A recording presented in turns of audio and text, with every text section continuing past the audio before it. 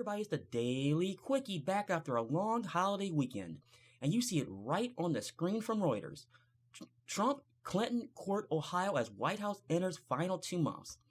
Now, if you're political like me, you know for a fact, once it starts Labor Day, you know it's going to be primary season. Now, the reason why I bring this article up is because a couple different reasons. They were both here in Northeast Ohio. And to be honest, folks, I didn't watch 1 second of any of it. I had better things to do. Now, Clinton, we'll start with her. She was at the annual Labor Day parade over at Luke Easter Park up in Cleveland. Now, Trump, he said they visited union leaders in Brook Park, which leads me to believe he was at Ford Motor Company's engine number 1. That's the only big place out there. He's in Brook Park. Now, here's what the article says.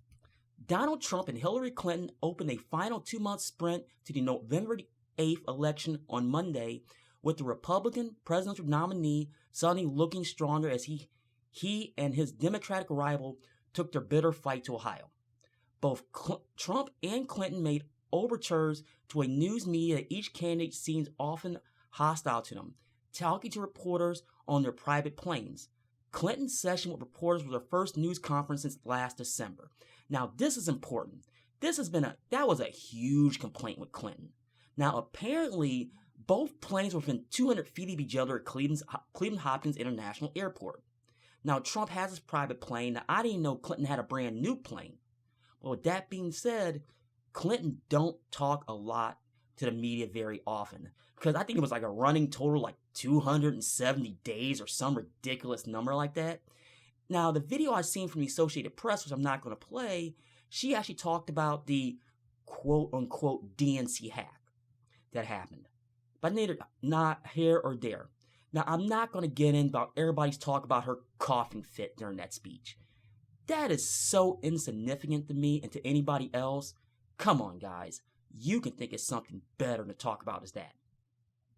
Now, it says here, after eating a gyro at a diner in the Cleveland area, Trump rallied thousands of cheering supporters at a county fair in Canfield.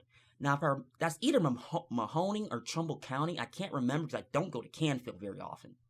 Now, it says Clinton visited a brewery in Cleveland, and I'm assuming it was Platform. I got to look into that, but don't hold my feet to the fire on that one. And for a time, their planes were parked about 200 yards apart at the Cleveland airport, which I just stated, a sign Ohio's important in this election. Now, Ohio is considered one of 4 swing states. Those are not clear in the Democratic or Republican camp. That could be proved decisive in the Electoral College that will eventually determine the winner. The other swing states in question are Florida, Pennsylvania, or Virginia. Now, I'm going to stop right there. Ohio has a legacy of being the swing state, not any swing state, the swing state. So let's look at some facts. Since 1900, when there's no president being reelected, no Republican has won the White House without winning Ohio, and only twice, and that was all the way back in 1916 when Woodrow Wilson won, and in 1916 when JFK as a Democrat has lost Ohio and still won the election. That's the only time it's ever happened.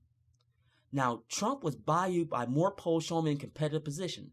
The latest Reuters ISWS poll showed Trump with 40% versus 39% for Clinton, effectively ending Clinton's bump in the polls after the Democratic nominee convention. Other polls show Clinton's lead has shrunk. Okay, here's the deal with that. That's well within the margin of error. It really is. And look at the numbers, that's 79%.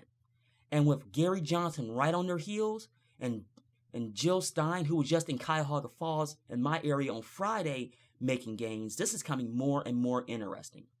Now, will it be a showdown in the House? I have no idea, but I do see it happening. Now, Trump said we think we had a great month. Yeah, that's an understatement, Mr. Trump. Now, it says here Clinton remained in a strong position to win the White House, but Trump and his team cited his own growing strength in the opinion polls nationally and in several states where election is likely to be determined to argue his message breaking through to voters.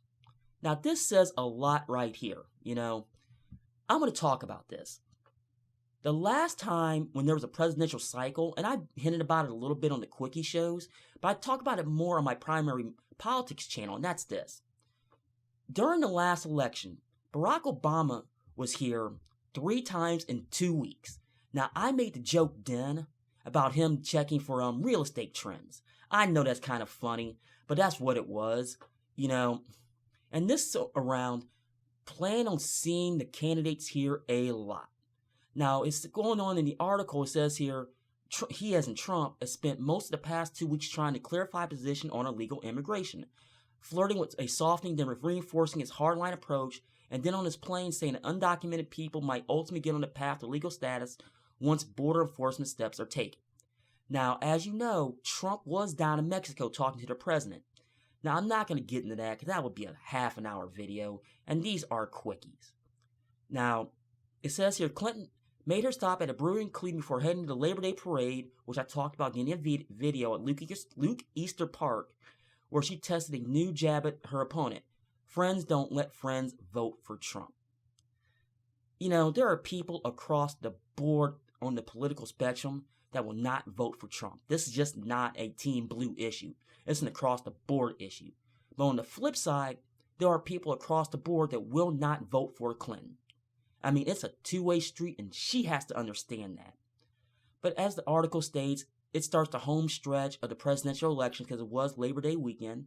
Now, me personally, I don't know what's going to happen. I really don't.